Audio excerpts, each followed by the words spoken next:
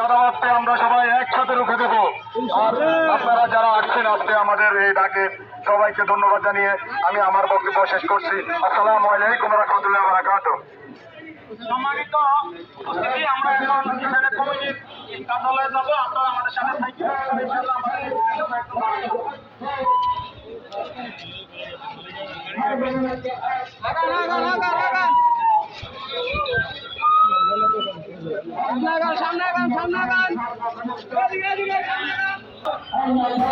আপনারা যেমনটি দেখতে পাচ্ছেন এখানে সবাই একসাথে জড়ো হয়েছে। ইসলামী সমাজ আইন, সবাই ইসলামিক আইনের সরকার চায়। কেউ স্বৈরাচার গণতন্ত্র সরকার চায় না। ইসলামিক সরকারের দাবিতে রাজপথে ইসলামী সমাজ। আপনারা দেখতে পাচ্ছেন হাজার হাজার মানুষ এখানে মিছিল করছে।